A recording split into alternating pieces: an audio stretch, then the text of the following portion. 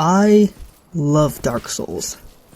Just a little more than a year ago, maybe a year and a half ago, the only game I played was Minecraft, and obviously that would get boring, especially after playing and consuming content of the same game for almost 6 years without anything else. I watched Minecraft machinimas, build tutorials, let's plays, theories, and the sciencey stuff that would make you feel smart. Eventually, it all got pretty stale. I watched pretty much everything there was to watch about Minecraft. And so, the summer before high school, I was bored, there was nothing to play, so I started to dabble in some cinematic story games, and eventually forgot about Minecraft. My first game outside of Minecraft were GTA San Andreas, GTA 5, 4 and 5, Tomb Raider 2013, some of the legacy Call of Duties. I couldn't play anything new because I had a crappy laptop that couldn't run anything, and I also refused to play Roblox games because I just don't like live service games. Yeah, so basically my laptop couldn't run anything, and the games were provided for me by a girl that was particularly fit, the only girl you could trust for those who know. And summer was wrapping up, and I watched a video. I really liked watching Penguin Z0 at the time, and he was playing through Black Myth Wukong, and the game looked really cool.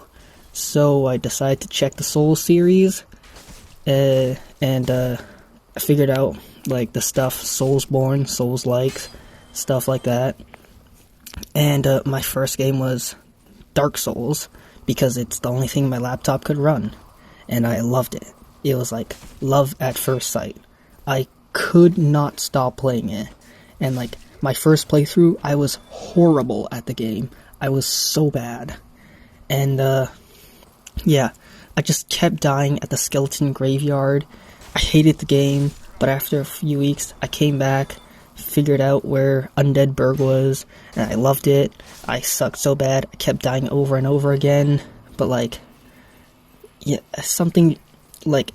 there's something about it that just kept me playing. I couldn't even get past Taurus Demon for 20 hours. I was just farming the Undead Burg residents for 20 hours so I could get enough, levels to kill the Taurus Demon. Looking back, I don't know how I could, play 20 hours of the game, do the same thing, just farm the same undead hollows for hours. Maybe it wasn't 20 hours, but, it was, in the double digits.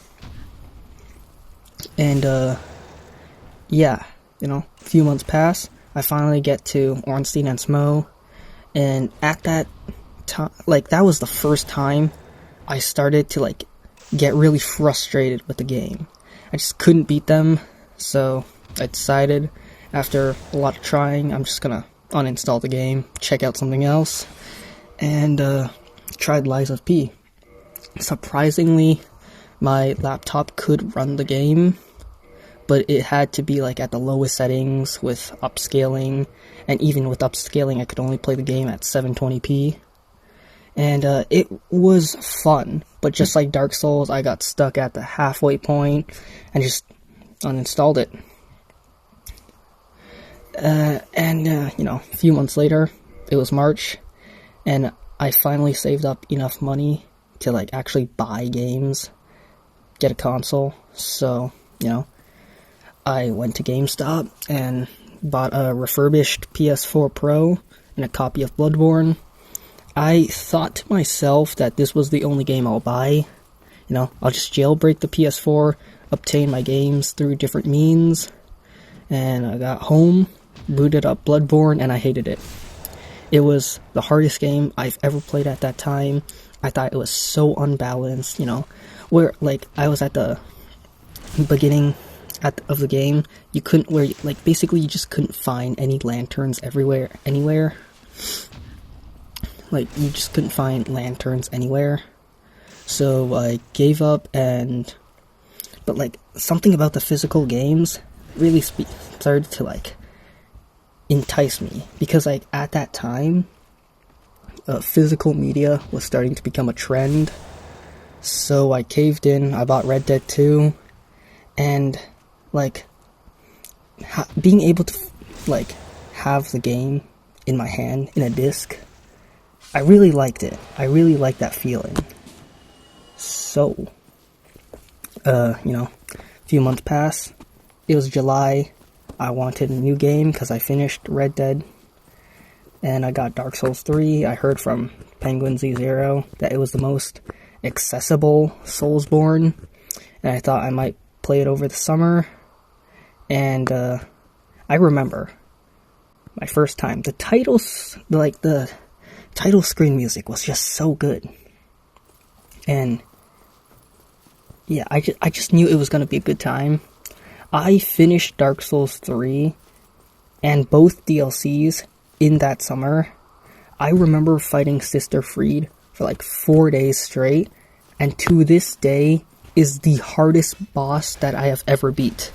Harder than Sword Saint Ishin. And Slave Knight Gale, like, he is my favorite Souls boss ever. I really liked Dark Souls 3, and seeing the credits roll, I thought to myself that, like, I still think this, like, it was the best gaming experience ever, like, I ever had. And at the same time, I was, like, studying Dark Souls lore. I just couldn't stop, like, liking Dark Souls. And I also couldn't stop glazing Miyazaki.